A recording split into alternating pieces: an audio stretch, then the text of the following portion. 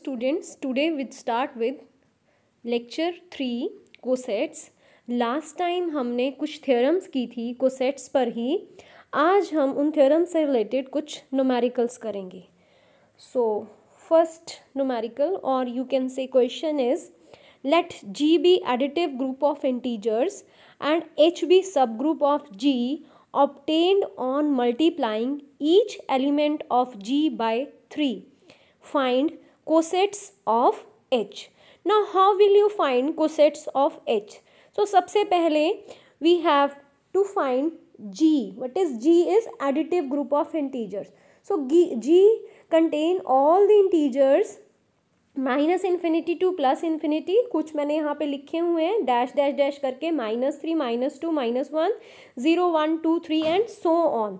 So G is group of integers and subgroup. What is subgroup? H, क्योंकि coset बनाने के लिए एक ग्रुप और उसका एक सब ग्रुप चाहिए। सो सब group H is obtained on multiplying each element of G by 3. So multiply each element of G by 3, we will get -9, -6, -3, 0, 3, 6 and 9 and so on, or either be so on. So this is subgroup of G obtained on multiplying each element of G by 3. So cosets हम कैसे लेते हैं? H of A. A means element of G. Now G is group under addition, so it is H A को हम क्या लिखेंगे? H plus ए, ठीक है। और A जो है that is element of group G। तो G में कितने सारे एलिमेंट्स हैं? सो let us start with element 0 first. So H plus 0, H A को अब हमने क्या लिखा है? H plus 0 because it is group under addition. So coset क्या होगा इसका? H plus 0। सो जो आपके पास एलिमेंट्स H हैं इनमें 0 ऐड कर दो, so you have the same set H again. So it is -6 and so it is H element of G is 1। सो हमने हर एक एलिमेंट के लिए कोसेट निकालना है, तो 0 से स्टार्ट किया। Next is 1 belongs to G। अब H A इज 1 now, so it is H plus 1। तो H प्लस 1, H के जो एलिमेंट्स हैं उनमें +1 करो, सो इट इज़ -8 -5 -2, इनमें 1 ऐड करोगे, -9 में +1 करोगे तो -8, -6 में +1 करोगे इट इज़ -5, -3 में +1 करोगे इट इज़ -2, 0 में 1 ऐड करोगे it is 0 + 1, 3 + 1 6 + 1 and 9 + 1. So you will get H plus 1 as this. Next is 2. So 2 belongs to G. H plus 2 is add 2 to H. So it is -7. It is -7, -4, -1, 2, 5, 8, 11 and so on. Clear? उसके बाद आपके पास 3. So H में 3 add करोगे you will get -6, -3, 0, 3, 6, 9 and so on. So अगर आप ध्यान से देखो ये आपके पास H प्लस 0 के इक्वल। H प्लस 0 क्या था? -9, -6, -3, 0, 3, 6, 9। और देखो H3 भी सेम आ गया आपके पास, -6, -3, 0, 3, 6 एंड 9। सो जो आपका H प्लस 3 को सेट जो आपने निकाला है वो एग्जैक्टली इक्वल आ गया H प्लस 0 के। इसी तरह 4 बिलोंग्स टू G, और अब जब H प्लस 4 निकालोगे इट इज़ -5, -2, 1, 4, 7, 10। अगर आप इसको ध्यान से देखो तो ये एग्जैक्टली किसके इक्वल आया? H प्लस 1 के। क्लियर? सो आपके पास H प्लस 1 के इक्वल आ गया। So H plus 4 is exactly equal to H plus 1। उसके बाद H प्लस 5 आप कैलकुलेट करोगे इट इज़ -4, -1, 2, 5, 8, 11। ये आपके पास एग्जैक्टली इक्वल किसके आ गया? H प्लस 2 के। फिर आप H प्लस 6 अगर निकालते हो it is again equal to H plus 0। इसी तरह अगर आप अगेन H प्लस 7 निकालोगे तो it is again equal to H plus 1। फिर अगर आप H प्लस 8 निकालते हो it is again equal to H plus 2। H plus 9 निकालते हो again equal to H plus 0। तो ऐसे ही आपके पास जो कोसेट्स हैं वो रिपीट होते रहेंगे। तो डिस्टिंक्ट कोसेट्स कितने आ गए इसमें? सिर्फ 3। कौन कौन से? H plus 0, H plus 1 and H plus 2. So you have only 3 distinct cosets, क्योंकि उसके बाद आपके पास जितने भी कोसेट्स आएंगे वो सारे रिपीटेड आएंगे। अब आप देखो नेगेटिव इंटीजर्स के लिए, आपने इस साइड वाले सारे देख लिए, 0 1 2 3 के लिए डिस्टिंक्ट हैं, उसके बाद 4 5 6 के लिए वही रिपीट हो रहे हैं, फिर 7 8 9 के लिए रिपीट हो रहे हैं। अब अगर आप नेगेटिव के लिए देखो, -1 belongs to G, so h plus -1 is -10 -7 -4 -1 2 and 5 which is again equal to h plus 2. This is h plus 2. Clear? So ये ये अगेन किसके इक्वल आ गया, h plus 2 के। अगर आप -2 को देखो, h plus -2, तो आपके पास दिस इज -11 -8 -5 -2 1 2 4 7, ये किसके इक्वल आ गया, h plus 1 के। और इसी तरह अगर आप -3 देखो, h plus -3 इट इज़ -12 -9 -6 -3 0 3 6 9, ये किसके इक्वल है, h plus 0 के। यहाँ 0 आएगा, h plus 0। सो आपके पास -4, अगर आप -4 के लिए निकालोगे वो अगेन रिपीट होगा, h plus 2, फिर 5 के लिए निकालोगे तो h plus 1, फिर अगर आप 6 के लिए निकालोगे इट इज़ h plus 0। सो यहाँ पे भी आपके पास सिर्फ 3 ही डिस्टिंक्ट कोसेट्स आएंगे, that is h plus 0, h plus 1, h plus 2, बाकी सारे रिपीट होंगे। सो आपके पास इस पूरे सेट के लिए, जी के लिए, सिर्फ 3 डिस्टिंक्ट राइट कोसेट्स आए हैं, that is h plus 0, h plus 1, h plus 2. So the complete set G can be written as union of h plus 0, h plus 1, h plus 2, क्योंकि इनमें कोई भी एलिमेंट कॉमन नहीं है। तो according to theorem you can write G as union of distinct right cosets of H in G. So this completes the question on cosets. Next question, let G be the group of all integer under usual addition.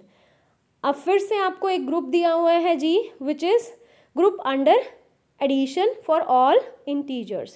So we have written all integers, G as group of all integers, and H is 5n where n belongs to integer. Means H कैसे बना, multiples of 5 पड़े हुए हैं, G को आपने multiply करना है with 5. So you will get H as -15, -10, -5, 0, 5, 10 and 15. Find right cosets of H in G generated by, अब इन्होंने एलिमेंट्स को मेंशन कर दिया 0 1 2 3 and 4. So सिर्फ आपने कौन से कोसेट्स निकालने हैं, H plus 0, H plus 1, H plus 2, H plus 3 and H plus 4. Also verify that these cosets are mutually disjoint and their union is G. Mutually disjoint अगर ये आ जाते हैं तो हम जी को लिख सकते हैं union of all these right coset. Mutually disjoint के लिए हमने देखना है कि इनमें कोई भी एलिमेंट कॉमन ना हो। So find cosets H plus 0, H में 0 ऐड कर दो, you will gate H plus 0, H plus 1, H में 1 ऐड कर दो, you will gate H plus 1 -14 -9 -4 1 6 11 16, फिर H plus 2, H में आप ऐड कर दो 2, सो -15 क्या हो जाएगा, -13, -10 हो जाएगा -8, 5 is -7, 0 plus 2 is 2, 7 12 and 17, so it is H plus 2. उसके बाद H plus 3 क्या आएगा, H में 3 ऐड कर दो, सो इट इज़ -12 -7 -2 3 8 and 13. इसी तरह H plus 4, this is H plus 4. अब आपको उसने बोला था क्वेश्चन में कि हमने जो कोसेट्स निकालने हैं वो 0 1 2 3 और 4 के लिए निकालने हैं, बट हमने ये भी प्रूव करना है G can be written as union of all these. So हमें ये प्रूव करना पड़ेगा कि यही डिस्टिंक्ट राइट कोसेट्स हैं, इनके सिवा और कोई डिस्टिंक्ट राइट कोसेट एग्जिस्ट ही नहीं कर रहे, इसके बाद सारे क्या हैं, रिपीटेड हैं. सो इसी पर्पस के लिए हमने 5 को लिया और H plus 5 कैलकुलेट किया, तो you will get again -10 -5 0 5 10 and 15. सो ये फिर से किसके इक्वल आ गया, H plus 0 के. तो इट मीन्स इसके बाद रिपीट होने शुरू हो जाएंगे. 6 का देखा आपने, H plus 6 क्या आ गया, -4 1 6 11, तो ये एग्जैक्टली किसके इक्वल अगर आप देखो, H plus 1 के equal, so it is H plus 1. उसके बाद ऐसे ही आप अगर कैलकुलेट करोगे तो H plus 7 H plus 2 के इक्वल आएगा, H plus 8 H plus 3 के, H plus 9 H plus 4 के और H plus 10 again H plus 0. So multiples of 5 के बाद वो रिपीट हो रहा है, मीन्स 5 पे H plus 0 आया था, नेक्स्ट आएगा 10 पे, फिर नेक्स्ट आएगा 15 पे, फिर नेक्स्ट आएगा 20 पे, ठीक है। सो 5 पे आपके पास h+0 आ गया, 6 पे h+1, 7 पे h+2, 8 पे h+3, 9 पे h+4 और 10 पे h+0, ठीक है। इसी तरह 11 पे निकालोगे तो फिर अगेन h+1, 12 पे निकालोगे h+2, 13 पे निकालोगे h+3, 14 पे निकालोगे h+4 और 15 पे निकालोगे again you will get h+0।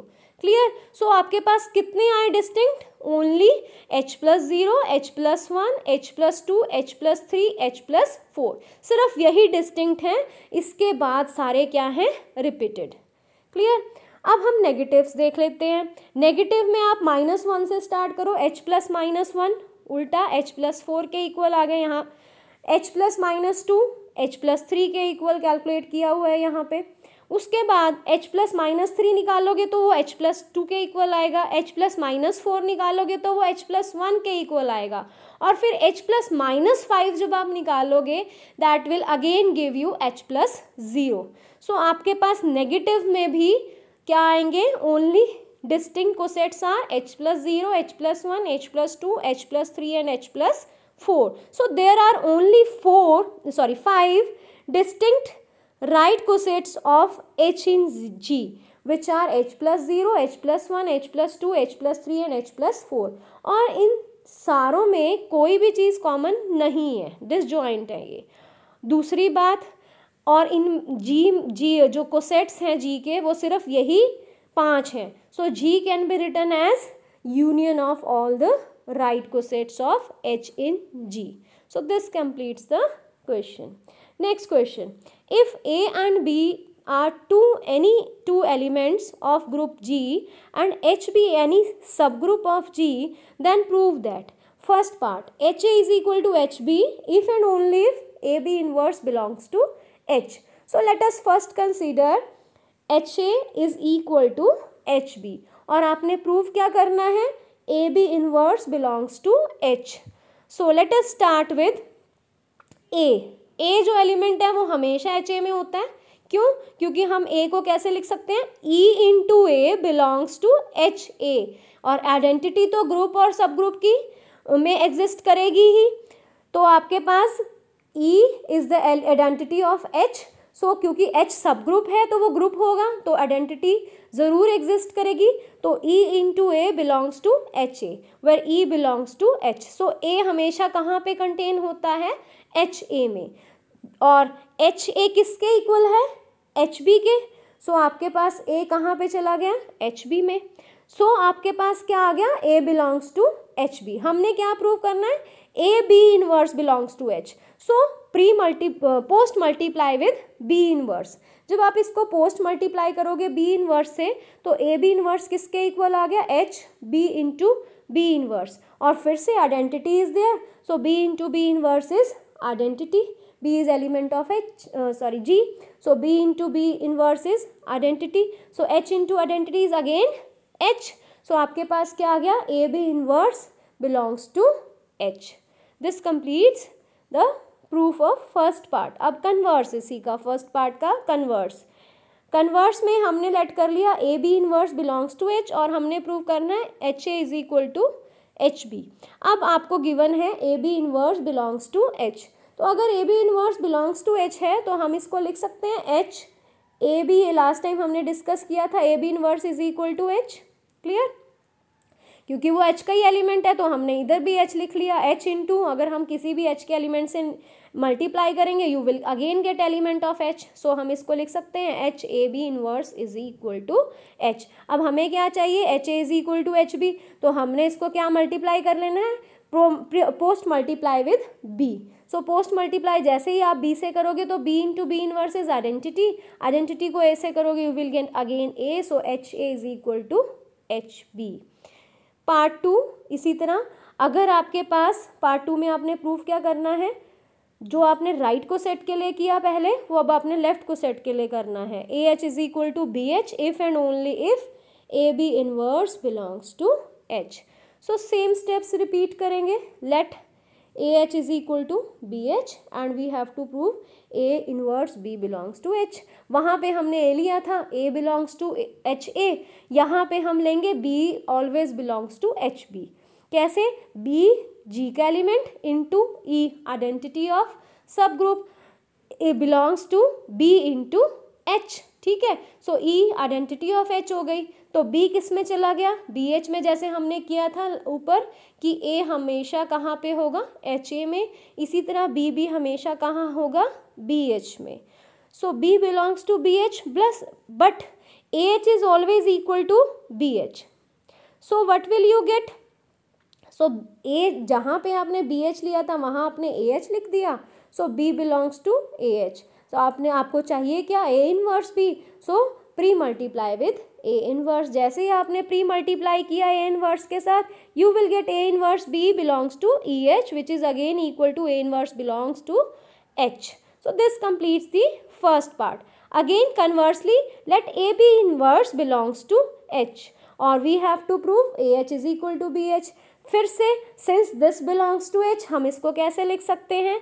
According to our requirement. पहले हमने H को आगे लिखा था, अब हम H को इस पहले राइट साइड पे रखा था, अब लेफ्ट साइड, पहले लेफ्ट साइड पे रखा था, अब हम राइट साइड पे रखेंगे. So A inverse B into H is equal to H. अब हमें चाहिए क्या? AH उस साइड चाहिए. So pre multiply with A. So A into A inverse, again identity of group G. So identity into BH is again BH. So BH is equal to AH. So this completes the proof. Next is, if A and B are any two elements of group G and H be any subgroup of G, then prove that A belongs to HB if and only if HA is equal to HB. So how will you prove A belongs to HB? So सबसे पहले suppose हम ले लेते हैं A belongs to HB और हम prove कर रहे हैं HA is equal to HB. अगर आपके पास A HB में है तो आप B इनवर्स से मल्टीप्लाई अगर इसको करते हो पोस्ट मल्टीप्लाई, तो आपके पास A B इनवर्स H में आ जाएगा. और जब A B इनवर्स H में आ गया तो आप अकॉर्डिंग टू योर सुटेबिलिटी आप H को चाहे राइट में मल्टीप्लाई जिस तरह आपको चाहिए. आपको यहाँ पे HA is equal to HB चाहिए तो आप राइट साइड इसको लेफ्ट साइड पे मल्टीप्लाई करो. अगर आपको BH is equal AH is equal to BH चाहिए होता तो आप उसको लेफ्ट पे ले जाते, तो अभी हम राइट पे ले जाते. तो हमने HA चाहिए तो हम इसको लेफ्ट पे ले आए.